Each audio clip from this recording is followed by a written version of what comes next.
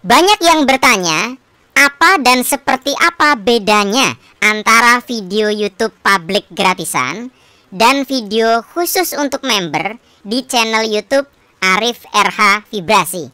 Untuk menjawab pertanyaan itu, maka saya berikan contoh langsung. Video berikut ini adalah salah satu contoh video khusus untuk member. Semoga bermanfaat. Assalamualaikum warahmatullahi wabarakatuh. Jumpa lagi kita berjumpa dengan saya Arif Rahutomo atau Arif RH dalam video edisi spesial khusus member yang ke sebentar, lihat dulu. Yang ke saya lihat di postingan dulu ya. Terakhir kali kita di 35 ya. Berarti yang ke-36. Ini adalah video edisi spesial khusus member yang ke-36. Di video edisi spesial khusus member yang ke-35, kita membahas tentang tanya jawab terkait dengan video sebelumnya, yaitu terkait dengan video nomor 34. Nah, karena yang sebelumnya membahas tanya jawab, maka kali ini kita akan membahas tema bahasan gitu. Tema bahasan kita apa? Tema bahasan kita adalah mekanisme perwujudan di zona energi dan dimensi 5 ya. Sebelum kita masuk kepada bahasan-bahasannya, di awal seperti biasa saya mau mengingatkan kepada teman-teman bagi Anda yang baru bergabung dalam zona membership YouTube ini, selamat datang. Dan karena Anda baru datang, mungkin Anda langsung mengikuti video terbaru, nggak apa-apa. Tetapi pastikan Anda juga mengejar dari video edisi spesial khusus member dari nomor 001. Karena kurikulum di membership ini urut. Makanya kenapa saya di video membership tidak diberi judul, supaya Anda tidak pilih-pilih tema. Misalnya hanya milih nonton video yang terkait uang. Jadinya puzzle-nya nggak Anda temukan. Padahal saya mencoba membuat sistem membership ini supaya memperbaiki kualitas edukasi yang tidak bisa dipenuhi di video publik. Video publik itu orang itu cenderung acak. Akhirnya pemahamannya nggak runtut, nggak bisa sistematis. Jadi mohon sekali lagi buat teman-teman boleh mengikuti video terbaru, tapi kejar dari video 001 ya. Dirapel gitu. Nah, bagi Anda yang sudah bergabung, terutama yang udah lama, pastikan Anda selalu mengecek saldo yang Anda gunakan untuk pembayaran membership YouTube ya. Misalnya pakai Dana, pakai ShopeePay, pakai GoPay atau apapun, pastikan dicek. Beda kalau pakainya kredit card ya, karena dia sistemnya langsung dipotong dari kartu kreditnya. Kalau yang e-wallet, Anda pastikan saldonya cukup. Karena kalau tidak, nanti Anda bisa tersuspend. Jadi Anda mungkin masih di zona membership, tapi Anda nggak bisa muter videonya gitu. Atau bahkan kalau sudah lama begitu, Anda akan terdepak sehingga harus join ulang. Nah, seperti biasa saya infokan juga bahwa membership di channel YouTube Arif RH Vibrasi ini ada 2 level saat ini ya, yaitu pembelajar level 1 dan pembelajar level 2. Untuk Anda bisa tahu bedanya, Anda bisa lihat di deskripsi video terkait dengan membership level 2. Kalau level 1 mungkin Anda kebanyakan yang bergabung di sini adalah member level 1. Nah, untuk bisa upgrade level, Anda bisa lihat di deskripsi ya bagaimana cara untuk mengupgrade level kayak gitu. Yang jelas kalau Anda member level 2 akan mendapatkan keuntungannya juga yang level 1 plus ada yang khusus kayak gitu. Contohnya adalah Zoom meeting bulanan, kita dialog langsung ya dalam sesi Zoom meeting setiap bulan. Kemudian saya sampaikan juga bahwa dalam setiap video pembahasan begini ya, bukan video tanya jawab ya, tentang video bahasan, tolong jangan bertanya pada bagian komentar video bahasan atau tema. Karena nggak akan dijawab. Jadi nanti untuk bisa Anda mau bertanya, Anda nanti menuliskan pertanyaan Anda pada postingan tersendiri yang nanti akan saya buat. Nanti di slide terakhir dari materi ini saya tunjukkan di mana Anda kalau mau bertanya. Dan semua pertanyaan Anda akan saya jadikan video di video selanjutnya untuk sesi tanya jawab. Dan jelas saya ingatkan pastikan apa yang sudah Anda pelajari dari video 001 sampai yang sekarang itu Anda praktekkan ya, supaya Anda dapat hasil yang nyata dalam kehidupan Anda. Gitu. Jadi memang Anda di sini bayar walaupun bayarnya sangat minimal ya. Orang di luaran sana untuk mendapatkan materi-materi seperti yang saya bagikan ini bayarnya minimal ratusan ribu atau jutaan. Nah, tapi di sini Anda dengan mungkin hanya angka puluhan ribu itu sudah bisa mendapatkan uh, materi-materi yang sangat bernilai. Jadi saya berharap bisa dipraktekkan dengan sepenuh hati. Oke, teman-teman semua, saya masuk ke materi tadi ya. Mekanisme perwujudan di zona energi dan dimensi 5. Jadi gini, kalau kita bicara tentang perwujudan, ya secara umum itu diidentikan dengan sesuatu yang kasat mata, sesuatu yang material, ya. Wujudnya tuh ya bisa dipersepsi dengan indera kayak gitu loh. Indranya indra panca indera. Jadi kalau misalnya Anda mendapatkan uang, itu kan uang itu barang nyata gitu loh ya. Anda mendapatkan mobil ya, itu adalah perwujudan-perwujudan yang kasat mata. Nah, padahal sebetulnya perwujudan ini juga ada yang di level tidak kasat mata. Atau kalau istilahnya goib ya. Goib itu tidak terlihat. Nah, jadi ya kayak fenomena diri kita itu kan sebenarnya wujud kasat matanya adalah tubuh kita. Sementara ruh, jiwa, ya spirit, soul itu kan sesuatu yang ada wujudnya tetapi tidak terlihat secara material. Jadi saya luruskan dulu supaya Anda tidak mengecilkan arti perwujudan. Karena yang saya mau bicarakan di sini bukan perwujudan di level material, tapi perwujudan di level tidak kasat mata, gitu ya. Nah, banyak sekali contoh-contoh perwujudan tidak kasat mata ya. Tadi saya udah kasih contoh bahwa diri kita sendiri sebetulnya ada aspek yang tidak terlihat, yaitu ruh, jiwa, dan seterusnya. Nah, perwujudan tidak kasat mata itu contohnya fenomena hantu. Fenomena hantu gitu loh. Nah, sebenarnya kalau Anda renungkan baik-baik kan kenapa hantu yang ada di Indonesia dengan hantu yang ada di luar negeri, di benua yang berbeda itu nggak sama hantu itu. Bahkan antar daerah bisa jadi hantunya berbeda.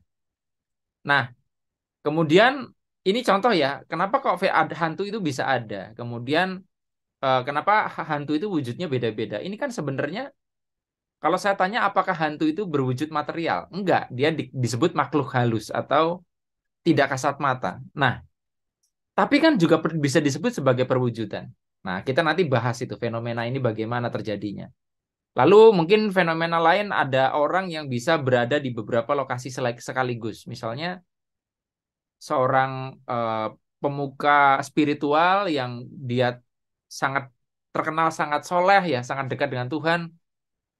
Beberapa kali selalu terlihat melakukan tawaf di eh, Mekah ya di Masjidil Haram, padahal banyak saksi yang mengatakan dia masih ada di rumahnya.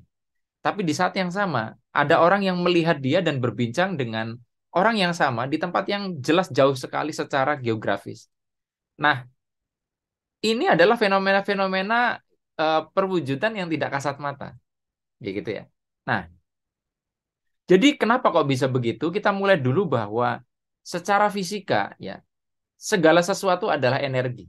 Jadi secara esensi sebetulnya segala sesuatu ini adalah energi. Kalau misalkan Anda mau bicara pakai pendekatan saintifik yang sampai partikel dan sebagainya, ya ketika kita bicara tentang atom, subatomik itu di situ tetap di situ kita akan menemukan energi. Misalkan elektron berpindah lintasan itu ada pelepasan energi semacam itulah. Jadi eh, kita akan akrab mendengar kata energi Baik itu ketika kita bicara tentang sesuatu yang terlihat maupun yang tidak terlihat. Jadi karena itulah makanya segala sesuatu adalah energi, karena di level manapun kita bicara selalu ada energi di situ. Nah, jadi ketika kita bicara energi, maka kita akan bicara tentang perubahan bentuk dan perubahan wujud. Kenapa? Karena energi itu secara esensi itu kekal, ya. Dia akan tetap ada. Yang terjadi hanya perubahan bentuk. Ya, semacam dari tadinya energi gerak, kincir yang diputar oleh air, lalu energi gerak ini menjadi energi listrik. Energi listrik ini nanti kalau masuk ke setrikaan jadi energi panas. Ya, kalau masuk ke kipas angin kembali menjadi energi gerak. Kalau masuk ke lampu jadi energi berupa cahaya. Jadi itulah yang disebut perubahan energi dalam wujud yang berbeda-beda. Dan kenapa kok kita bicaranya tentang energi padahal kita bicara tentang perwujudan? Sebetulnya kalau kita bahkan mau mencari-cari irisan antara sesuatu yang terlihat dengan yang tidak terlihat, antara energi dengan materi atau kalau bahasa eh, fisikanya yang memiliki massa itu setara. Ya, kalau Anda ingat rumus E sama dengan mc kuadrat, di situ kan jelas bahwa energi dan materi itu setara, sama dengan gitu. Walaupun eh, apa di situ ada intervensi dari celerity pangkat 2 ya atau c kuadrat. Tetapi di situ jelas sekali. Sehingga bisa juga kita buat satu formulasi bahwa sebetulnya di dalam sebuah materi ada energi dan materi sesungguhnya adalah energi yang terkunci dalam bentuk tertentu. Jadi kalau boleh dibilang frozen energi, energi yang membeku, bahasa susahnya kayak gitu. Nah, kemudian kita juga bicara tentang perwujudan itu dan terkait dengan energi. Kita juga mungkin pernah mendengar satu quote ya, satu kalimat-kalimat nasihat yaitu energi flows where the attention goes. Energi akan mengalir di mana kemana perhatian atau pengamatan kita diarahkan.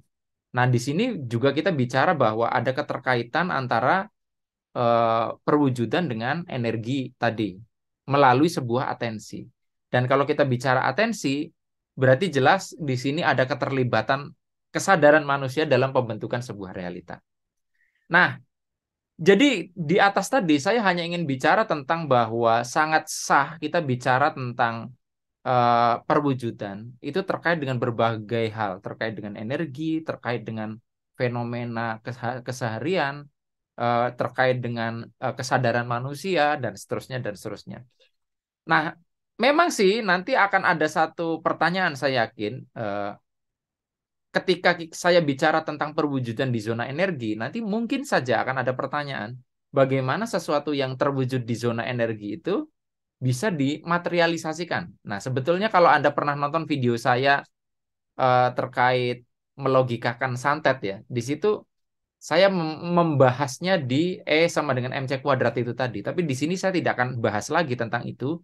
Cuman yang jelas eh, ada gap, ada sebuah ruang kosong yang harus kita jembatani sehingga apa yang ada di level energi itu bisa melompat menjadi di level materi.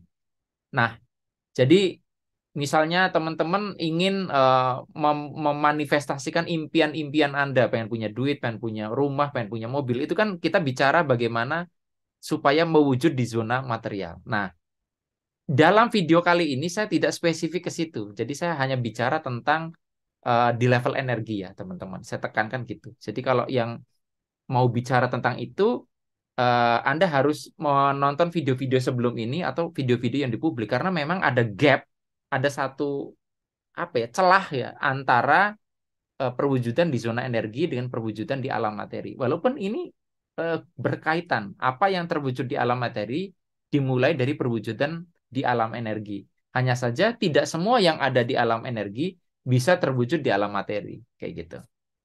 Nah, jadi kita fokus pada perwujudan di zona energi untuk materi kali ini. Oke, jadi kita mulai dulu dari supaya Anda lebih paham ya. Kita tadi saya sudah contohkan tentang hantu kenapa kok bisa beda-beda gitu kan. Nah, ini akan kita jawab di sini. Jadi Salah satu pengalaman menarik yang pernah saya alami adalah saya pernah berjumpa dengan seorang soundman di Jakarta. Jadi soundman itu orang yang berkecimpung dalam dunia sound dan tetek bengeknya. Jadi kejadiannya gini. Bentar. Setelah mengalami jeda sekitar 3 sampai 4 tahun, kelas Mentoring for Trainer atau MFT ini akhirnya saya adakan lagi. Kelas apa sih? Jadi gini, salah satu pekerjaan saya adalah menjadi seorang trainer atau praktisi pemberdayaan diri. Dan beberapa bahkan banyak nanya kepada saya, Mas gimana caranya untuk bisa seperti Mas Arif RH? Nah, bagi Anda yang tertarik untuk menjalani profesi seperti saya, baik itu untuk full timer atau Anda menjadikan ini sebagai pekerjaan sampingan, Anda cocok dengan kelas Mentoring for Trainer ini. Saya akan membagikan tahapannya bagaimana, caranya, strateginya, teknisnya. Saya bagikan semua kepada Anda. Dan kelas ini berlangsung secara online. Jadi bisa Anda ikuti dari jarak jauh. Tentunya Anda bertanya karena ini profesi atau karir. Mas, emang bayarannya berapa sih kalau menjadi seperti Anda? Saya akan kasih tahu Anda di WhatsApp kalau Anda nanya tentang kelas ini. Jadi untuk info lengkap dan pendaftaran, hubungi nomor WhatsApp saya di 082136997197. Siapapun Anda bisa menjadi trainer, entah itu Anda berpengalaman atau tidak, kalau Anda berminat. Sampai jumpa di kelas Mentoring for Trainer bersama saya, Arif RH. See you. Jadi kejadiannya, waktu itu saya itu sedang memberikan training di sebuah komunitas ya di dalam sebuah perusahaan. Trainingnya sehari ya dari pagi sampai sore ya, atau dari siang sampai sore saya lupa. Nah, setelah acara selesai, ketika saya bicara vibrasi di situ, saya berterima kasih kepada semua pihak, termasuk kepada sound yang ngelola sound di situ, petugas sound dan semuanya. Itu kebiasaan saya terima kasih ke semuanya. Nah, setelah selesai, salah satu audiens itu mendekat ke saya, ya minta foto dan sebagainya. Lalu dia bilang, baru kali ini loh Pak, saya ketemu pembicara yang berterima kasih kepada petugas sound. Oh gitu ya, saya bilang.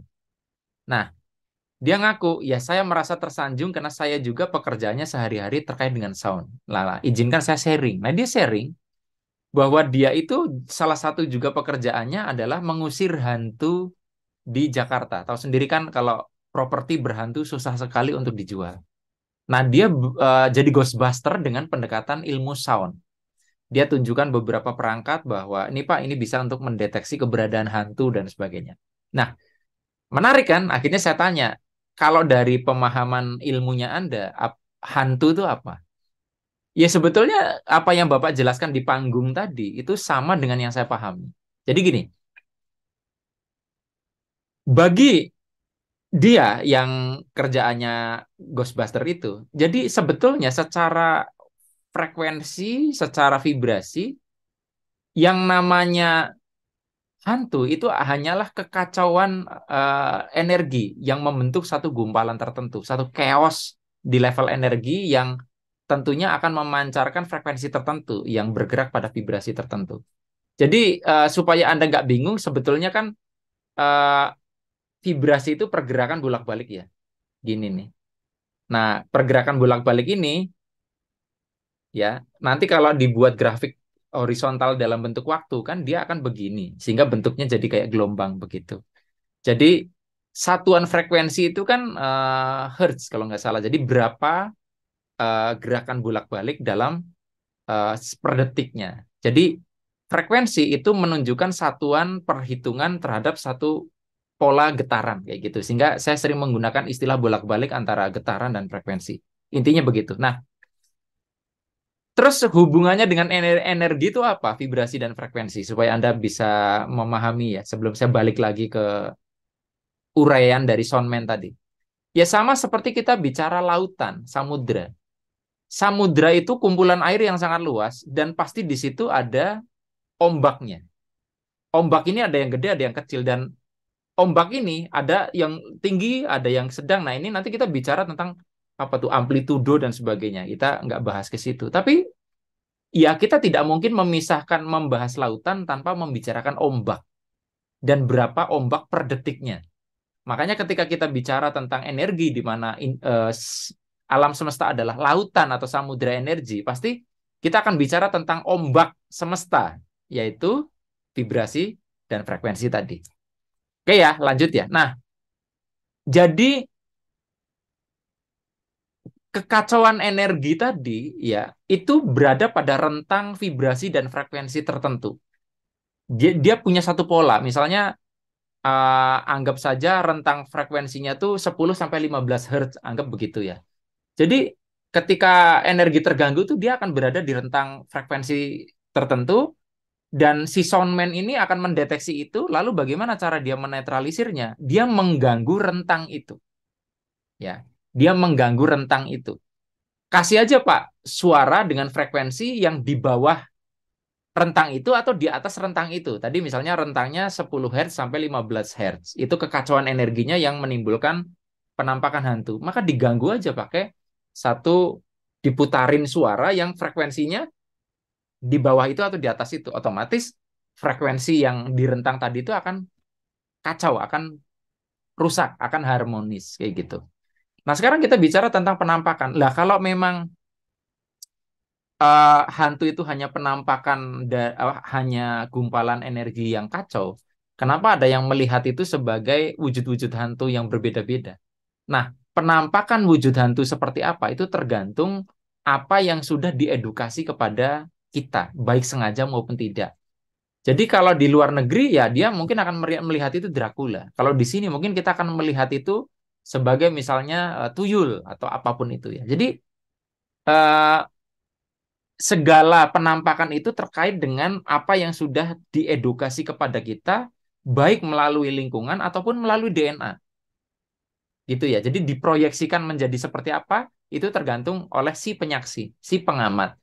Jadi bisa saja di satu sudut ruangan tertentu ada kekacauan energi, ada bule dari Eropa sama orang Jawa disuruh menghadap sudut yang sama.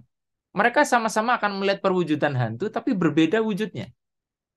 Nangkap ya? Jadi di sini kita bisa lihat bahwa sebetulnya di level energi itu kalau kita bicara perwujudan itu dia sebetulnya bentuk dasarnya adalah energi dengan permainan ombak-ombak energi di level-level tertentu tadi yang kita bicara vibrasi dan frekuensi. Oke ya. Nah, terus kita bicara yang agak ini nih, agak medis ya. Anda bisa cari bahwa riset ilmiah tentang penyakit, terutama yang gawat yaitu kanker, itu pernah ada ilmuwan yang mencoba untuk melakukan metode penyembuhan dengan menggunakan frekuensi dan vibrasi. Jadi kanker misalnya ternyata itu terbentuk oleh satu frekuensi yang mewujudkan dia ada di tubuh seseorang itu misalkan 10 sampai 15 Hz. Kita bikin sama dengan hantu tadi. Maka kita bisa serang sel kanker itu dengan frekuensi di bawah atau di atas itu. Nanti akan hancur sendiri, akan berganti. Polanya akan rusak. Nah, kita bisa lihat sebetulnya di sini sangat erat antara pembicaraan tentang apa yang menjadi wujud dengan frekuensi dan vibrasi, gitu ya. Jelas ya? Nah, jadi prinsip-prinsip tadi ya itu sekali lagi hanya untuk menguatkan bahwa apa yang nampak secara kasat mata ya ataupun yang tidak kasat mata sebetulnya itu ada dimulai dari layer energi kayak gitu. Ya, ini belum masuk kepada intinya perwujudan di level energi ya. Nah, sekarang kita mulai masuk kepada perwujudan di level di zona energi yang akan saya bicarakan di sini. Jadi, saya mulai dari pengalaman waktu saya menekuni ilmu kebatinan atau ilmu kesaktian dimulai waktu saya SMP sampai kuliah.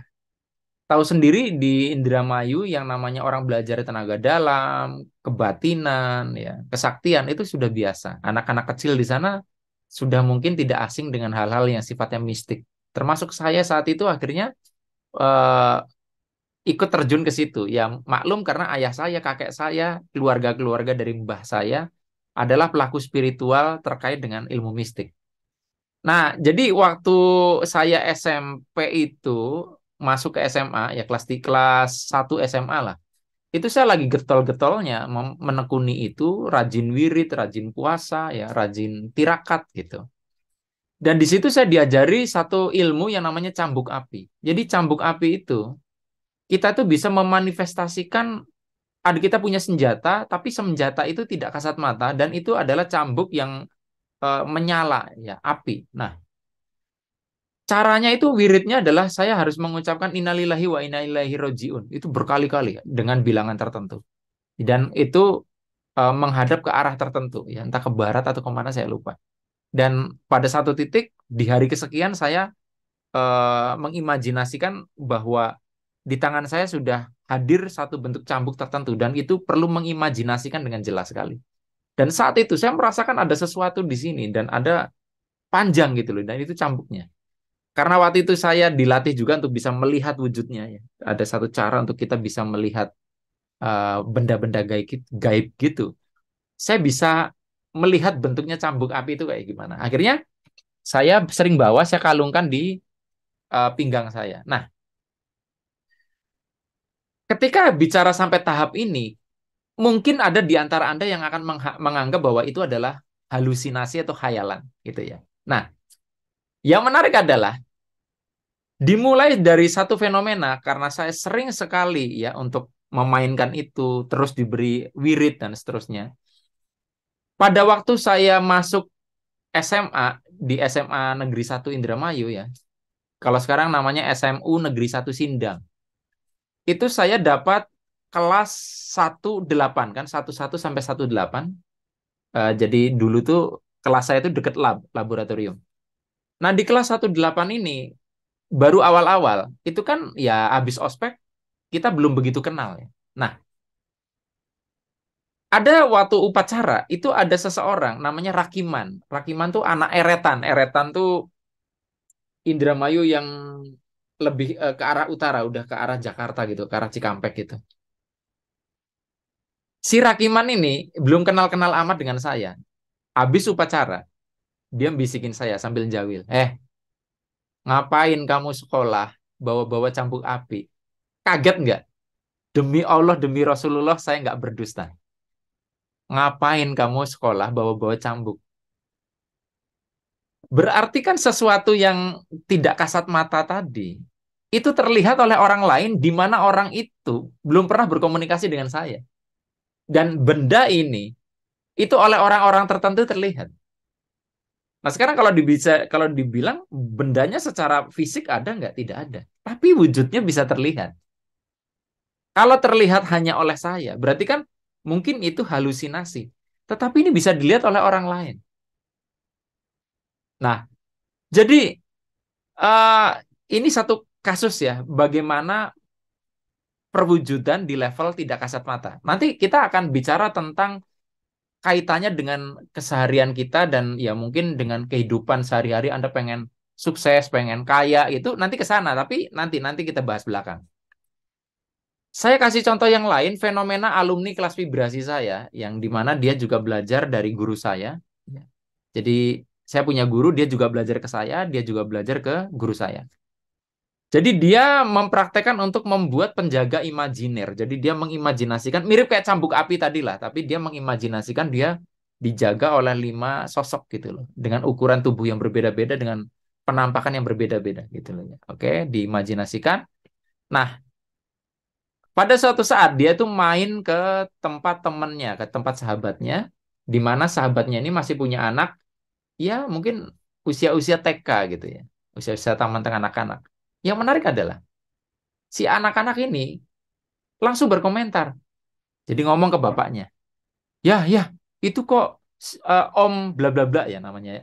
Kok Om bla bla bla bawa temen ya ada 5. Kelihatan loh. Sekali lagi, itu diproses hanya di mental seseorang. Ya, hanya di level pikiran. Ya. Tetapi ternyata itu tidak hanya terlihat oleh dirinya sendiri, tapi terlihat juga oleh orang lain yang tidak dikomunikasikan. Kenapa saya bilang tidak dikomunikasikan? Karena kalau dikomunikasikan, jadinya bisa sugesti gitu loh. Ini kan tidak dikasih tahu. Oke ya. Nah, terakhir yaitu Ini terakhir itu untuk saya contohin ya. Contoh begini banyak, yaitu fenomena member level 2. Jadi buat Anda yang di member level 2 nih, pasti tahu cerita ini di Zoom meeting terakhir kali. Jadi dia mempraktekkan salah satu jurus yang saya bagikan di video khusus member level 2, yang member level 1 nggak bisa lihat ya. Dan ternyata fenomenanya sama. Jadi kopian identitas dirinya sendiri itu terlihat oleh customer dia. Jadi dia bekerja di sebuah perusahaan, sebuah institusi, pemerintah, badan usaha pemerintah lah gitu. Masih ada kaitan dengan pemerintahan. Itu ada customer yang tiba-tiba ngelihat juga gitu loh, sesuatu yang dia ciptakan itu. Nah, ini juga sekali lagi kan tidak ada komunikasi. Di sini dari beberapa contoh tadi teman-teman, kita bisa melihat sebuah pakem, sebuah pola bahwa apa yang kita berikan atensi, apa yang kita perhatikan, lalu kita yakini dan itu dilakukan secara intensif, maka itu akan mewujud di zona energi. Nangkep ya? Jadi mungkin cambuk api, penjaga tadi, penjaga tadi tidak ada di dunia material, tetapi di zona energi itu ada. Nah, ini di sini ada hal yang menarik. Kenapa kok eh, kalau tadi misalkan kita contohkan hantu itu hanya gumpalan energi, ya. Kemudian eh, orang Eropa melihatnya beda dengan orang Jawa misalnya. Padahal di kenyataan di energinya dia hanya gumpalan tanpa bentuk. Kasusnya agak berbeda karena dalam kasus seperti itu eh, penampakan hantunya itu tidak dengan intensi. Kalau ini kan sesuatu yang memang di-create gitu loh. Jadi nanti kita akan bicara bahwa apa yang kita lihat ya, penampakan di level non fisik ya, di level non material itu ada yang dengan intensi, ada yang tidak. Ya kayak tadi kalau tidak dengan intensi karena mungkin satu fenomena alam ya, karena tempat jarang dirawat, contohnya misalkan di bangunan-bangunan tua di situ banyak sekali pancaran-pancaran apa tuh istilahnya infrasonik atau apa ya, getaran-getaran yang rendah sehingga menimbulkan satu frekuensi tertentu. Akhirnya memunculkan penampakan-penampakan yang dipersepsi sebagai hantu oleh kita. Nah, beda dengan sesuatu itu memang dipersepsikan atau diintensikan, bahkan di level energinya saja sudah ada bentuknya. Nah, tapi saya tadi cerita itu kan untuk menunjukkan bahwa ada satu keterkaitan yang sangat nyata antara energi dengan perwujudan dan keterlibatan manusia dalam membentuknya. Nah, jadi sebetulnya kalau kita lihat dari sini ya, bahwa yang namanya kita itu berangan-angan, berimajinasi, bervisualisasi, itu sebenarnya membentuk sesuatu di level energi. Dan dia menjadi sesuatu di sana. Masalahnya nggak semua orang diberi kemampuan untuk bisa melihat itu. Nah, salah satu contoh paling gampang ya sebenarnya orang gila. Orang gila itu ngomong sama siapa? Bagi dia tuh ngobrol dengan seseorang yang mungkin saja hanya ciptaan pikirannya sendiri, tapi bagi dia itu nyata. Dan itu tidak dilihat oleh orang lain. Gitu ya.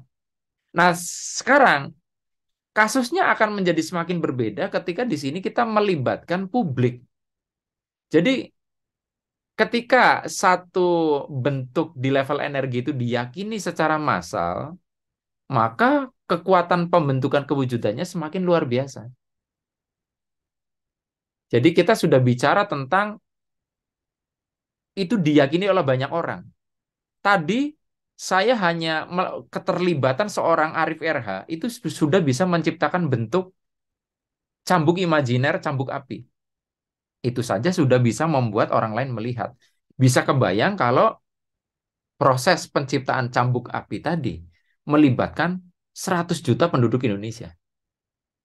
Nangkep ya? Jadi disitulah makanya kenapa mitos dan sebagainya itu menjadi sangat kuat, satu tempat menjadi sangat angker gitu, sangat mistik itu ya juga karena itu diyakini secara massal dan itu diwariskan dari generasi ke generasi, diedukasikan kayak gitu. Atau bahkan dilestarikan. Nah, tadi saya sudah bilang perwujudan di zona energi itu ada disengaja dan ada yang tidak disengaja. Nah, misalnya yang tidak disengaja tadi fenomena hantu yang tadi saya bilang bahwa uh, apa ya? Ya siapa sih yang ingin menyengaja untuk menciptakan hantu? Masa sih kita sengaja menciptakan sesuatu yang sangat menakutkan gitu? Jadi itu hanya kekacauan-kekacauan energi yang akhirnya termanifestasi dalam tampilan proyeksi sesuai dengan kultur dan belief masing-masing. Nah, tapi fenomena terkait dengan ketidaksengajaan ini bisa juga karena Anda tersugesti. Misalnya, contohnya, Anda misalnya ketemu dengan orang yang Anda anggap orang pintar ya, dalam tanda kutip.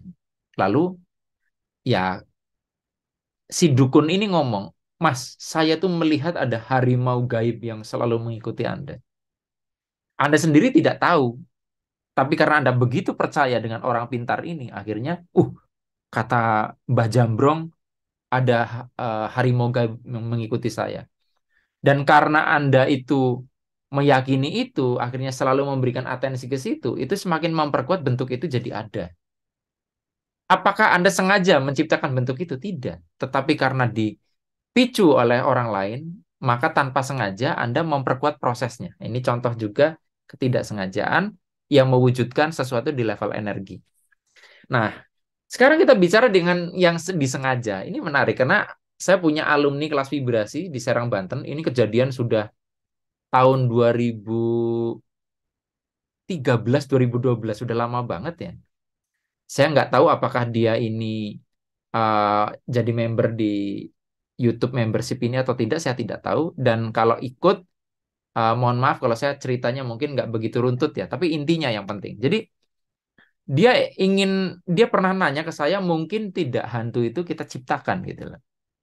Dan apa yang akan terjadi gitu loh. Nah, ya karena saya belum pernah dan tidak ada niatan begitu, ngapain juga kan. Tapi dia tuh orangnya usil gitu loh. Akhirnya dia lakukan satu praktek yang menarik. Jadi dia ini kebetulan adalah seseorang petugas yang saya lupa dia kepala gudang atau apa di sebuah perusahaan di situ ya. Dan sepanjang perusahaan itu berdiri tidak pernah ada fenomena hantu di situ. Tidak pernah ada. Nah, lalu dia dengan satu proses tertentu ya tadi mirip dengan visualisasi, imajinasi. Dia menciptakan hantu buatan dengan tampilan tertentu ya. Nah, cuman karena hantu buatan ini nanti kalaupun terlihat nanti jadi susah dibedakan apakah ini hantu ciptaan dia atau hantu yang memang natural, maka dia memberikan satu identitas khusus bahwa hantu itu berpakaian polkadot, tahu ya? Polkadot tuh seperti pakaian badut gitu kan. Kalau misalkan ada orang yang melihat hantu itu berarti jelas itu hantu ciptaan dia. Nah, akhirnya dibuatlah dengan satu proses tertentu beberapa hari dan pada suatu hari tidak instan ya, itu berkali-kali diberi atensi. Itu satpam dari gudang itu melihat penampakan hantu itu dan persis di situ pakaiannya apa namanya tuh polkadot. Nah di situ akhirnya saya menemukan sebuah realitas yang menarik bahwa kita kita pun bisa menciptakan itu. Makanya akhirnya jadi bingung sekali ya kita membedakan apakah hantu itu memang hantu asli atau hantu yang kita ciptakan sendiri karena itu sama persis. Jangan-jangan hantu asli pun itu juga awalnya kita ciptakan lalu kita perkuat dengan keyakinan massal sehingga dia menjadi entitas yang tersendiri, yang sudah mandiri karena sudah eh, putaran energinya sudah begitu kuat sehingga tidak perlu intervensi kita. Jadi semacam kita memutar satu benda lalu setelah kita putar begitu kencang, dia sudah terbangun momentum, tidak perlu kita putar lagi, dia sudah berputar sendiri. Nangkap ya. Jadi dia berputar terus dan terus kayak gitu. Nah, jadi sekarang saya mau ngajak Anda untuk praktek ya, teman-teman, untuk eh, sekedar praktek aja, tapi nggak wajib ya. Jadi misalkan coba Anda mengimajinasikan sebuah benda yang Anda bawa kemana-mana. Misalkan contoh, Anda imajinasikan ada topi yang unik gitu ya. Topi, dan Anda yakini bahwa Anda memakai topi, walaupun tidak ada. Selalu Anda bayangkan Anda memakai topi itu. Dan ingat ya, itu harus harus diintensikan dan diatensikan terus. Nah, nanti kalau Anda lakukan sehari, 2 hari, seminggu, 2 minggu, berbulan-bulan, nanti akan ada satu titik. Orang itu ada yang nanti akan melihat Anda pakai topi itu.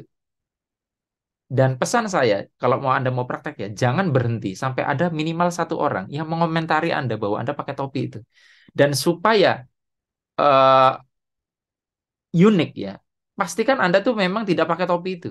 Jadi pakai bentuk yang unik kayak misalkan topinya tuh topi kaca, topinya tuh topi yang unik, topi yang menyala, topi yang ada apinya atau apapun yang secara logika nggak ada di dunia alam nyata ini. Sehingga nanti kalau ada orang bisa melihat itu satu hal yang aneh buat dia. Gitu ya. Jadi mirip kayak saya tuh bawa cambuk gitu kan. Ketika orang bisa lihat itu sebuah sesuatu yang jelas ini bukan sesuatu yang biasa kayak gitu. Nah, kenapa saya ngajak Anda praktek ini? Untuk membuat Anda akhirnya betul-betul mengalami satu peristiwa di mana, oh iya ya, pikiran kita, ya, kesadaran kita itu ternyata bisa menciptakan sesuatu di level energi. Dan gitu ya caranya. Nah, cuman kalau Anda mau praktek nih, terserah gitu. Nah, sekarang pertanyaannya, Pak, kalau saya melakukan itu, siapa yang bisa melihat? Kayak tadi kasusnya, kalau saya menciptakan cambuk api, kenapa yang melihat itu hanya orang-orang tertentu? Nah, jadi karena ini adalah perwujudan di level non materi, maka memang hanya orang-orang tertentu yang bisa melihat. Tidak semua orang bisa melihat ini. Nah, ada dua hal atau dua orang ya minimal yang bisa melihat perwujudan-perwujudan di level energi.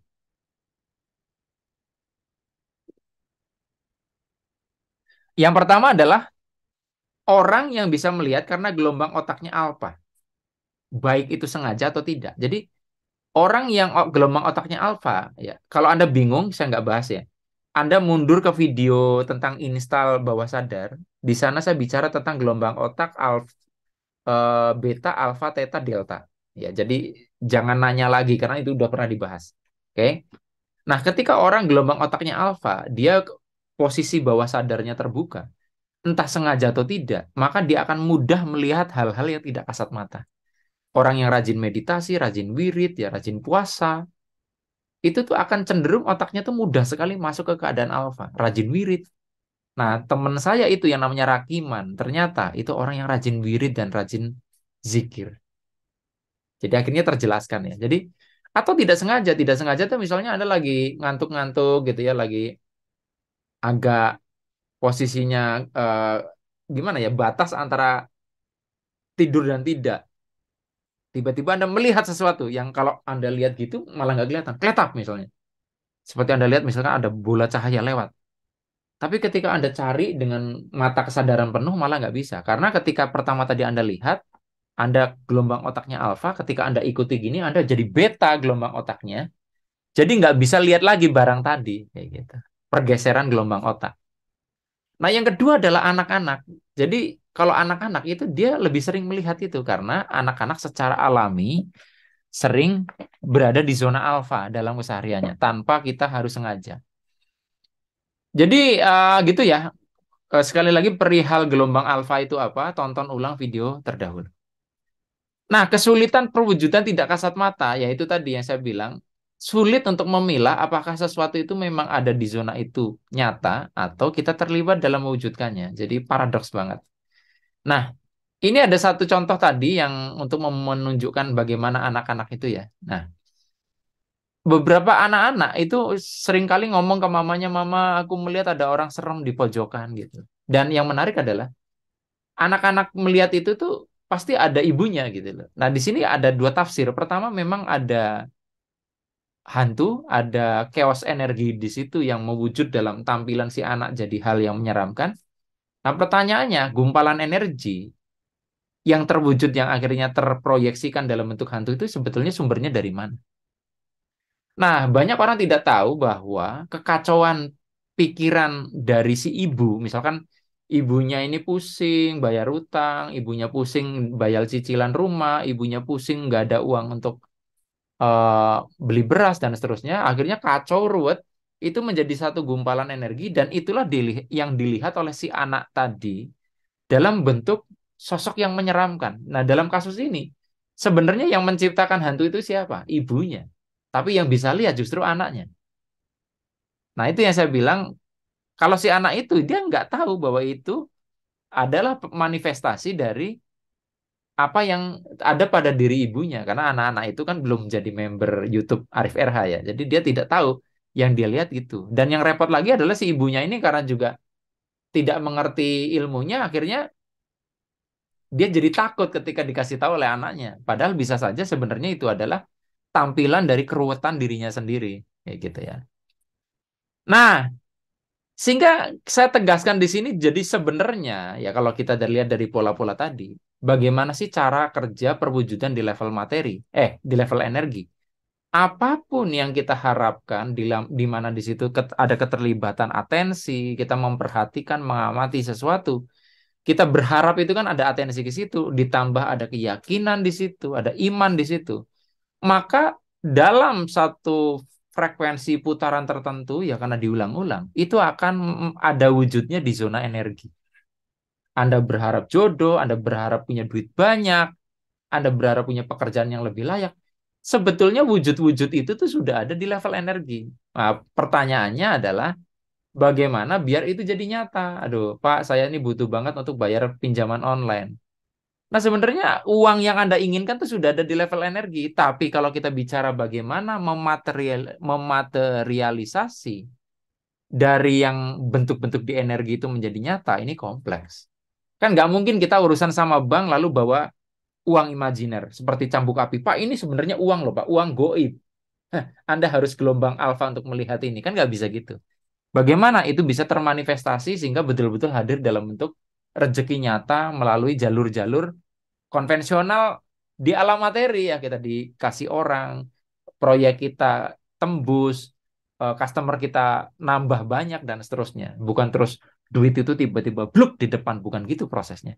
Nah, ini faktornya sangat kompleks kalau kita bicara dari zona energi ke alam materi. Tapi yang jelas adalah apa yang kita harapkan itu udah ada. Itu beda loh. Jadi ingat loh, apa yang Anda harapkan, apa yang Anda cita-citakan, sebetulnya di level energi itu sudah ada. Oke ya. Nah, jadi PR-nya gimana nih cara memanifestasikannya? Nah, sekarang kita bicara tentang dimensi kelima.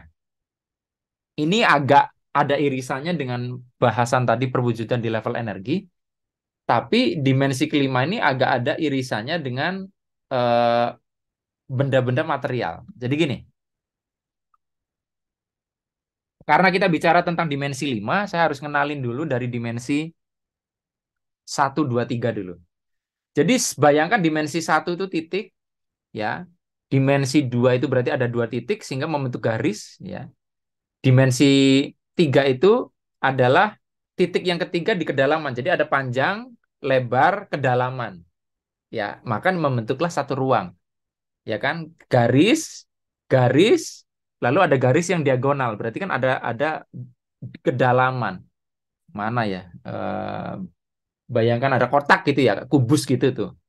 Kalau dari depan kita kan misalkan 2 dimensi, kayak kita lihat gambar itu kan Anda menggambar sesuatu di kertas kan 2 dimensi. Ketika itu dijadikan patung, itu menjadi 3 dimensi. Nah, 2 dimensi dengan 3 dimensi itu yang membedakan di situ ada volume. Jadi ketika kita bicara 1, 2, 3, kita bicara tentang dimensi ruang. Nah, ada volume di situ. Nah, dimensi 4 itu kita bicara tentang dimensi waktu. Makanya eh, kita kita itu sebenarnya tinggal di misalkan di 4 dimensi. Jadi dimensi ruang waktu itu jadi satu. Jadi kalau Anda nanya dimensi 1, 2, 3 itu apa? Ya ruang gitu loh. Nah, dimensi 4 itu apa? Waktu kayak gitu. Nah, ruang itu bicara tentang di mana sebuah materi berada. Ya, kita bicara koordinat. Misalnya kalau misalkan ruangan di mana saya bikin video ini adalah sebuah kamar berukuran 3 kali 3 misalnya 3 meter kali 3 meter, panjang 3 meter, lebar 3 meter, ya diagonal 5 meter misalnya. Nah, di situ lalu misalkan ada Arif RH di pojokan. Nah, saya ini ya di mana di dalam ruang ya ini akan saya berada di mana itu didefinisikan ketika berada di dalam ruang. Kalau ini tidak ada ruang, maka akan susah untuk menggambarkan saya itu ada di mana. Ya sama saja, bayangkan Anda berada di satu tempat yang nggak tahu atas bawah, kanan kiri, Kan bingung, Anda menentukan koordinat Anda ada di mana. Utara di mana nggak jelas, kiri di mana nggak jelas. Nah, makanya koordinat itu menunjukkan kita tuh ada di mana. Oke ya. Nah, dimensi waktu menunjukkan berapa lama sebuah materi ada di dalam ruang. Arif RH ada di pojok sebelah barat dari ruangan ini. Nah, dimensi 4 itu bicara Arif sudah 1 jam berada di situ. Jelas ya? Gitu. Nah, lalu dimensi 5 itu apa? Jadi dimensi 5 adalah dimensi mental. Ini dimensi non-fisik, jelas. Kalau 1, 2, 3 ruang, waktu itu juga agak susah untuk mengatakan dia materi atau bukan. Tapi dia selalu menjadi takaran. Nah, dimensi 5 itu jelas bukan dimensi material. Dimensi mental ini terkait dengan zona energi yang sudah kita bahas, tapi beda tipis ya terkait bagaimana cara aktivasinya. Jadi gini, contoh nih ya. Misalkan Anda punya cincin, ya. Cincin ini jelas adalah benda material. Dimensi 1, 2, 3, 4. Ya kan cincin ya. Nah, tapi kalau dengan satu niat tertentu, intensi tertentu, atensi tertentu, maka jimat itu bisa jadi cincin tadi itu bisa jadi untuk ilmu kebal. Jadi kalau Anda pakai cincin ini, Anda jadi kebal senjata tajam. Nah, apa yang membedakan cincin biasa dengan cincin yang sudah diprogram dimensi 5-nya? Yaitu tadi, satu, cincin hanya sebagai aksesoris, tapi ada cincin yang bisa sebagai jimat, sebagai benda pusaka. Nah, jadi kalau Anda melihat ada benda yang katanya pusaka sama Anda melihat ada 2 golok yang sama persis. Satu katanya benda pusaka, satu itu hanya benda biasa. Yang membedakan bukan di dimensi 1, 2, 3, 4-nya. Yang membedakan adalah dimensi 5-nya gitu. Nah, jadi contoh yang paling lebih akrab deh ya, misalnya keris ya. Keris itu kalau Anda pergi ke pasar mungkin oleh-oleh atau pasar kebudayaan kayak gitu. eh, Keris itu hanya sekedar hiasan ya, hanya benda seni. Tapi ketika empu yang membuatnya itu sudah menanamkan satu intensi, menanamkan satu atensi, ya, satu tujuan bahwa dia bukan membuat aksesoris, tapi juga membuat senjata dengan kekuatan tertentu, maka ya itu akan menciptakan sesuatu di dimensi mental pada benda itu, dimensi 5 pada benda itu. Nah, apalagi kalau ini dikaitkan dengan memori segala sesuatu. Anda nonton video saya yang di publik tentang memori segala sesuatu bahwa di level atomik itu akan merekam apa emosi dari pembuat keris tadi. Bahkan tanpa sengaja kan kalau saya cerita di video itu, di video publik loh ya, di memori segala sesuatu, kita sering bertengkar di ruangan ini pun, maka atom-atom di ruangan ini, di tembok ini akan merekam itu. Nah, kita kaitkan kembali keris ketika dari awal ini diniatkan untuk jadi pusaka, maka itu terekam di memori pada atom-atom yang membentuk besi pada keris tersebut. Contoh paling gampang keris Ken Arok. Keris Ken Arok itu bukan keris biasa karena dia dibuat intensi untuk membunuh. Ya, dia punya satu niatan untuk jadikan senjata, pusaka, dan akhirnya bukan hanya satu layer saja, akhirnya keris Ken Arok itu akhirnya sampai berapa turunan itu membunuh kan. Awalnya Ken Arok menggunakannya untuk membunuh Tunggul Ametung lalu menikahi Ken Dedes. Lalu akhirnya Ken Arok pun terbunuh oleh keris itu sampai pokoknya sampai beberapa generasi seolah-olah itu ada satu kutukan. Nah, sebenarnya keris itu karena sudah diprogram untuk membunuh akhirnya hawanya begitu. Itulah sebabnya kalau misalkan ada satu benda yang sering digunakan untuk membunuh lalu Anda diwarisi benda itu sangat berbahaya. Karena sangat mungkin di kesadaran tertentu Anda beresonansi dengan benda itu, Anda jadi melakukan hal yang sama gitu. Yang sudah diprogram berulang-ulang pada benda tersebut. Karena dimensi mental ya, dimensi 5 dari keris tersebut, benda pusaka tersebut adalah untuk membunuh. Gitu ya. Nah, sama seperti paku ya. Paku itu alat pertukangan gitu, tapi bisa juga digunakan untuk santet, menyantet untuk menyakiti seseorang. Jadi tergantung dimensi mentalnya. Nah, tadi kita udah dibahas di awal ya bahwa kita membahas dengan atensi itu kita bisa mewujud sesuatu di zona energi. Tadi kita membayangkan ada cambuk api, membayangkan punya penjaga, ya. Itu menggunakan atensi. Nah, kalau di dimensi material, ya, ini kita tidak dalam rangka mencipta sesuatu di layer energi, tetapi kita memprogram di layer mental pada benda itu. Jadi kayak kalau di bahasan pertama tadi kan cambuk nggak ada nih, cambuk nggak ada. Lalu kita bayangkan ada cambuk gitu. Nah, cambuknya tidak terlihat, tapi itu ada. Oke ya. Nah, di dimensi 5 ini, katakanlah Anda sudah ada cambuk yang biasa Anda gunakan untuk bertani. Lalu cambuk ini Anda sering kasih kemenyan, misalkan Anda sering wirid, Anda bacakan doa-doa, benda materialnya tuh ada gitu loh. Lalu Anda berikan konten pada dimensi limanya, atau bahasa akrabnya di dunia mistik itu adalah diisi. Nah, itu. Jadi kalau Anda itu ada isinya gitu kan, itu sebenarnya dimensi 5. Cuman kadang karena ketidakmampuan orang memahami prosesnya, lagi-lagi dikit-dikit yang disalahin adalah jin. Oh, itu diisi jin. Itu ada jinnya. Padahal sebetulnya kita terlibat juga untuk membuat sesuatu itu berfungsi seperti itu. Oke ya, jadi itu tadi apapun bisa Anda jadikan dimensi mental. Misalkan Anda mau ikut ujian nasional ya, atau Anda mau ujian tes masuk perguruan tinggi, lalu Anda bawa pulpen ke Kiai, Pak Kiai tolong didoakan supaya pulpen ini bisa sedikit menuntun kalau saya nanti menjawab soal ujian nggak tahu Pak. Akhirnya didoakan sama kiainya kayak gitu ya. Itu sebenarnya lagi diprogram dimensi kelima dari pulpen tersebut yang akan Anda gunakan waktu ujian. Efeknya semakin diperkuat karena Anda meyakini itu, Anda tersugesti. Kayak gitu. Nah, sekarang berarti kan dimensi mental ini bisa diisi. Lalu bagaimana cara menetralkannya biar nol nih? Dimensi mental dari sebuah benda pusaka, Pak. Kalau benda tadinya ada isinya, bisa nggak dinolin? Bisa. Caranya gimana? Caranya adalah akan dibahas dalam video edisi spesial khusus member yang mendatang. Nggak tahu kapan. Karena kenapa nggak saya bahas sekarang? Karena cukup panjang dan akan saya kaitkan juga kegunaannya untuk diri kita, untuk cara mengelola pikiran dan emosi, untuk menata kesadaran dan sebagainya. Jadi nanti terlalu campur aduk kalau dibahas di sini. Jadi mendingan buat video mendatang. Jadi itu cara itu pun bisa digunakan untuk menetralkan benda pusaka yang ada isinya. Kayak gitu.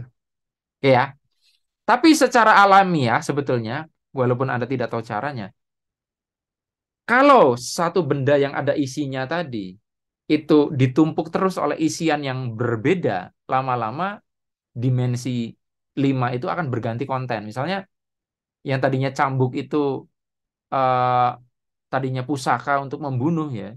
Lalu Anda wiridin, Anda doakan yang baik-baik, misalkan Anda gunakan hanya untuk eh, pertanian atau apapun lah ya, bukan untuk membunuh, maka lama-lama konten dari dimensi 5 dari cambuk itu akan berganti. Tetapi prosesnya tentu akan lama karena menimpa sesuatu yang mungkin sudah ada.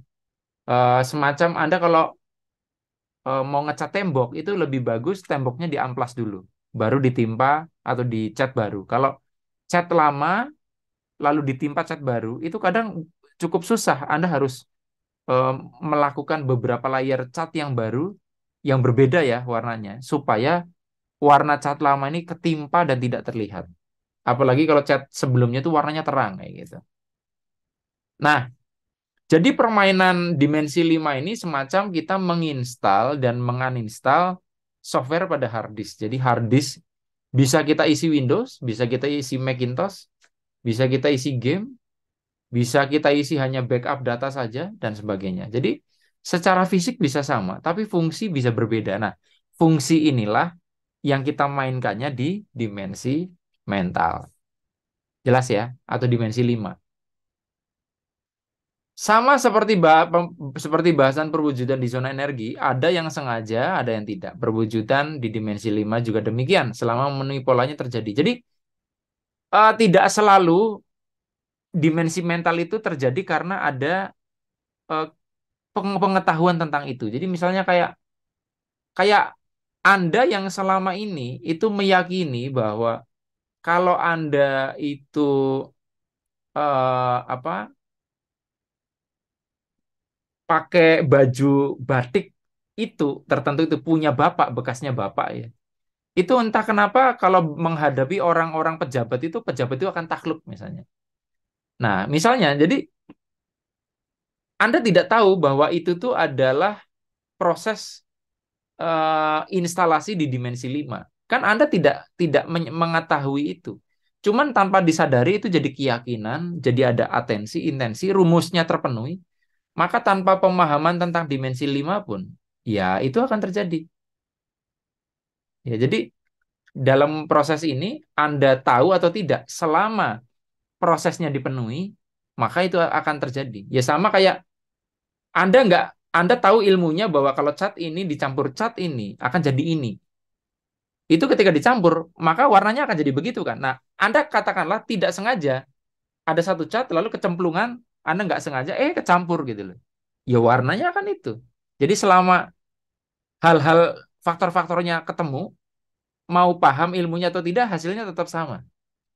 Kayak gitu ya. Oke. Jadi selama ada niat, ada pengulangan, ada keyakinan, ya itu akan memungkinkan terjadinya fungsi di dimensi kelima. Sekarang mungkin akan ada yang bertanya, Pak, Anda kan bahas dimensi 5. Emang dimensi ada berapa? Tergantung referensi ya. Secara sains itu banyak perbedaan pendapat. Ada yang bilang 11 dimensi, ada yang bilang 23 dimensi, jadi nggak usah kita bicarakan karena masih sangat kontroversi. Tapi yang banyak beredar sih 11 dimensi. Nah, kalau Anda pengen tahu, Anda bisa nonton videonya, sebenarnya ini buku ya, Imagining the Imagining the 12 12 11 10, pokoknya membayangkan eh, apa ya namanya, Imagining Rob Bryanton, saya cari dulu. Rob Bryanton, Imagining, bentar. Nah, Imagining the Tenth Dimension, a new way of thinking about time, space, and string theory. Kalau Anda mau belajar di bukunya Rob Bryanton, itu di YouTube juga ada, cuman penjelasannya sangat jelimet banget. Itu dia membahas tentang dimensi 0, dimensi 1, sampai dimensi 10 kayak gitu. Oke, nah sekarang aplikasi dalam keseharian yang mungkin lebih relevan buat Anda, artinya kalau tadi kan Anda mengawang-awang tuh, terus aplikasi kesehariannya apa, Pak? Jadi kalau kita bicara tentang dimensi 5 ya, misalnya contoh uang ya. Uang itu kalau Anda belanjakan aja, ya, ya cuma dibelanjakan, tapi kalau diberi intensi, saya ngeluarin uang ini niatkan untuk sedekah, maka uang ini itu di dimensi mentalnya itu uang yang kontennya sedekah. Nah, dan akan berbeda efeknya nanti dengan uang yang dikeluarkan tanpa program dimensi mental tadi itu. Ya, dimensi 5. Jadi, apa yang Anda niatkan, apa yang Anda berikan atensi, ya, diulang-ulang pada satu materi, itu akan memprogram dimensi 5-nya.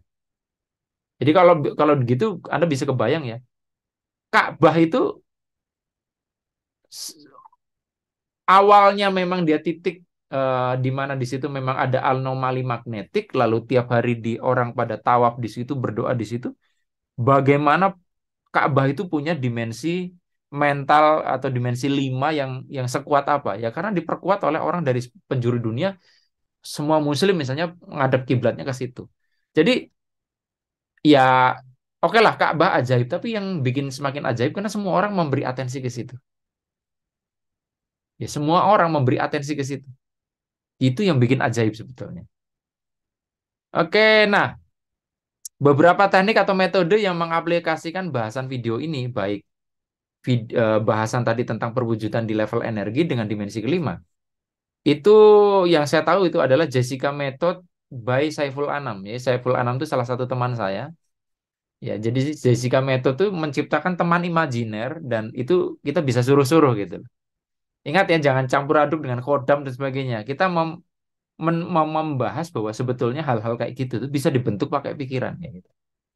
Ada juga teknik yang namanya identity teknik, itu oleh guru saya Ivan Winarno. Ini kita bisa mengcopy diri kita. Jadi ini lucu ya, Mas Ivan ini eh, beberapa kali kalau pergi itu bikin kopian dirinya di rumah ya. Secara mental itu ada, secara energi ada, tapi orang nggak lihat. Tapi karena dilakukan bertahun-tahun, sampai suatu ketika tuh lama-lama akan mewujud. Ibunya sering lihat dia ada di kamar, padahal dia pergi. Dan yang menarik adalah sekeluarga tuh pergi semua, dan ada petugas dari PLN atau dari PDAM nganter surat. Itu yang nerima, itu adalah Ivan Winarno yang kopian itu loh. Itu ajaib banget.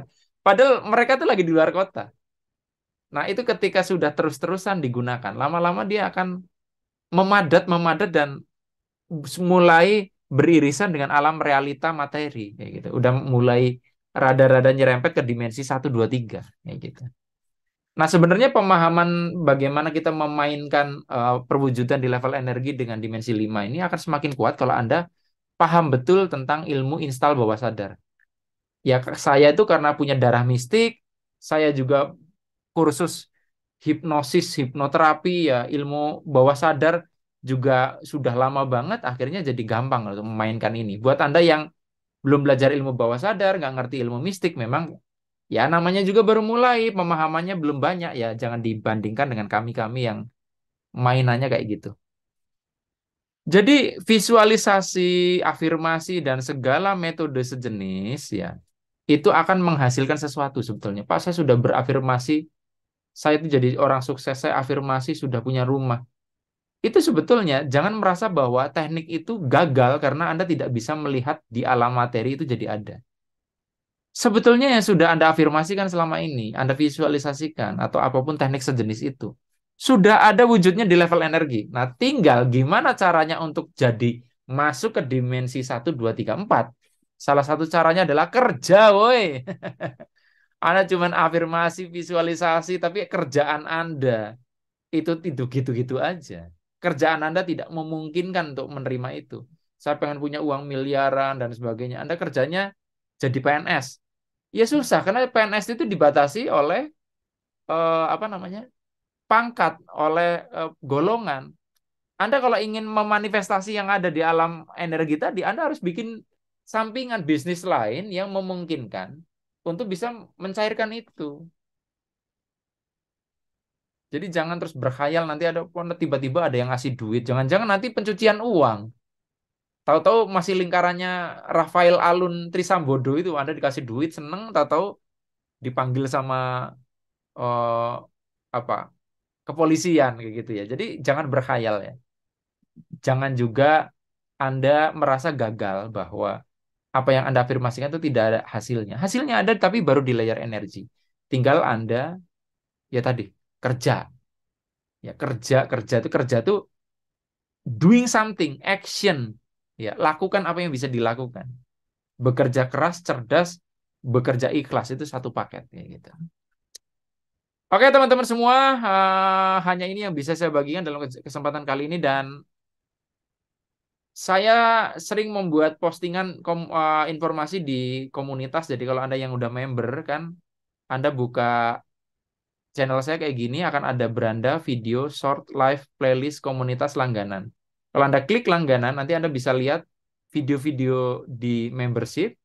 Anda akan lihat juga status membership Anda tuh udah berapa bulan langganan saya. Kalau Anda sudah 1 tahun, ya nanti muncul 1 tahun. Ya. Kemudian di komunitas ini saya akan membuat postingan yang khusus member. Ya, di sini ada publik, khusus member level 1, member khusus member level 2. Nah, nanti kalau Anda mau nanya, nanti biasanya akan ada tulisan di komunitas ini. Tuliskan pertanyaan Anda terkait video edisi spesial member nomor 36 di sini misalnya. Nah, nanti ada komen, ada tulisan pertanyaan Anda. Nanti dari pertanyaan-pertanyaan itu saya akan jawab dalam video mendatang. Jadi ingat, bertanyanya nunggu postingan yang saya buat di komunitas ini ya. Dan sering-seringlah Anda melihat komunitas karena saya kadang membuat pengumuman di situ. Terutama untuk member level 2, saya mengumumkan link Zoom-nya di situ. Gitu ya. Juga video-video khusus member level 2 juga di situ. Baik teman-teman, sudah 1 jam lebih. Hanya ini yang bisa saya bagikan dalam kesempatan kali ini. Mudah-mudahan bermanfaat. Sampai ketemu lagi dalam video edisi spesial khusus member yang selanjutnya. Dan kalau saya lihat, saya upload ini kan Senin ya, tanggal 17, sementara uh, di sini Idul Fitri itu kalau enggak Sabtu Minggu, dan suasananya mudik. Saya pun belum tahu balik lagi dari kampung itu kapan. Jadi nanti setelah saya posting video ini, silakan nanti jeda 1 hari saya buat postingan, silakan Anda bertanya. Saya akan jawab pertanyaan-pertanyaan Anda pasca Lebaran. Ya, karena biasanya kan saya jawab seminggu setelah saya memposting video. Tetapi waktunya nggak memungkinkan ya. Dan saya yakin Anda pun sibuk dengan silaturahmi merayakan Lebaran. Jadi kita akan ketemu lagi di video tanya jawab setelah Lebaran. Nanti video ini Senin saya posting. Hari Rabu saya akan eh, Rabu tanggal 19 akan saya buat postingan di komunitas. Anda bertanya di situ. Silakan bertanya. Nanti kapan saya akan membuat video tanya jawab, saya belum tahu nih. Ya, mudah-mudahan saya cepat bisa balik lagi ke rumah. Ya. Baik teman-teman semua, saya mohon maaf kalau ada kata-kata yang kurang berkenan. Saya akhiri bila taufik wal hidayah. Wassalamualaikum warahmatullahi wabarakatuh. See you.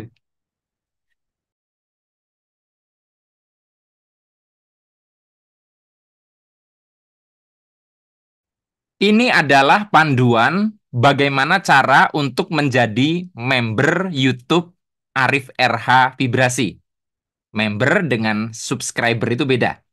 Jadi, Anda masuk ke halaman YouTube saya, Anda bisa lihat di sini, lalu di sebelahnya tombol subscribe, itu ada tombol gabung. Kalau pakai bahasa Inggris, ada subscribe, ada join. Nah, kalau Anda klik tombol gabung atau join itu, maka Anda akan mendapatkan tampilan seperti ini. Ada 4 pilihan menjadi member. Nanti Anda bisa baca sendiri, di situ dijelaskan berapa biayanya dan apa saja keuntungan yang Anda dapat dari setiap level. Dan yang paling murah Anda bisa bergabung dengan Rp19.900. Anda bisa menyimak video edisi spesial khusus member, video yang tidak bisa dilihat secara publik, durasinya 30 menit sampai 1 jam ya, lebih detail, lebih dalam. Ada sesi tanya jawab, ada diskon 100.000 kalau misalkan ada kelas online Arif RH, dan seterusnya. Anda bisa baca. Nanti di sini Anda silakan Anda pilih nih, mau bergabung di level 1 reguler, level 1 premium, level 2 reguler, level 2 premium. Kemudian bagaimana caranya ketika Anda mau bergabung? Ya, Anda pilih tadi, lalu Anda klik gabung. Ketika Anda klik gabung, Anda akan mendapatkan tampilan seperti ini. Ini contohnya. Misalkan saya pilih yang level 1 reguler, Rp19.900 per bulan. Nah, nanti di sini Anda tinggal pilih, Anda mau bayarnya itu pakai apa? Ada kredit card, debit card, ShopeePay, Dana, GoPay. Anda bisa setting. Nah, kalau misalnya, Pak, saya mau bayar pakai pulsa, tidak pakai opsi yang ditawarkan di awal ini, Anda tinggal setting dulu. Jangan langsung ke sini, Anda setting dulu di Play Store Anda. Anda masuk di HP Anda kalau Android, masuk ke Play Store, nanti Anda klik, Anda akan mendapatkan tampilan seperti ini. Anda lihat di sini tampilannya, lalu Anda klik yang ini, yang ada gambar di sudut kanan atas ini. Kalau Anda klik, Anda akan mendapatkan tampilan seperti ini. Ini contohnya Arif RH Vibrasi. Lalu ke bawahnya Anda bisa lihat ada payment and subscription atau pembayaran dan subskripsi dan langganan. Anda klik itu, nanti akan masuk ke halaman yang sebelah ini. Anda pilih payment methods. Nah, di payment methods ini nanti Anda bisa memasukkan apa mode pembayaran yang Anda akan gunakan sebagai yang untuk bayar membership. Silakan Anda setting sendiri di sini. Dan kalau Anda masih ingin tahu lebih banyak, Anda bisa klik More Payment Setting. Nah, kemudian nanti setelah prosesnya selesai, Anda akan mendapatkan email. Jadi tunggu sampai email ini masuk. Emailnya kurang lebih seperti ini. Welcome, Anda sudah jadi member. Nah, untuk memastikan apakah Anda sudah jadi member atau tidak, mudah saja. Anda buka lagi YouTube saya. Nanti akan muncul yang namanya tab membership atau langganan. Jadi ini tab home, video, short, Anda ke kanan kan kalau pakai HP ya, digeser. Nanti ada membership. Kalau diklik nanti muncul seperti ini. Anda akan melihat status Anda member level berapa, kemudian dan sebagainya dan sebagainya. Anda juga bisa ubah level Anda dari level 1 reguler mau jadi level 2 reguler misalkan. Anda bisa ubah kapan saja.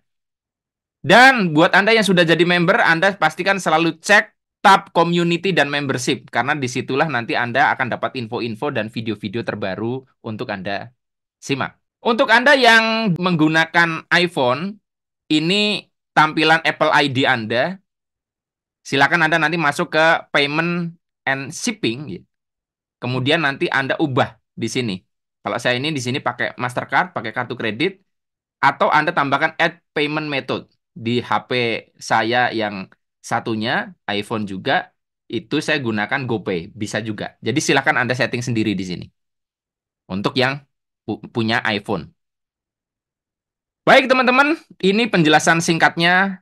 Silakan Anda putar ulang jika belum paham. Dan jika Anda masih kebingungan, silakan WA saya di nomor yang tertera ini. Tapi seharusnya kalau Anda menonton panduan ini dengan benar, dengan teliti, semuanya sudah jelas. Sampai ketemu di zona membership YouTube Arif RH Vibrasi.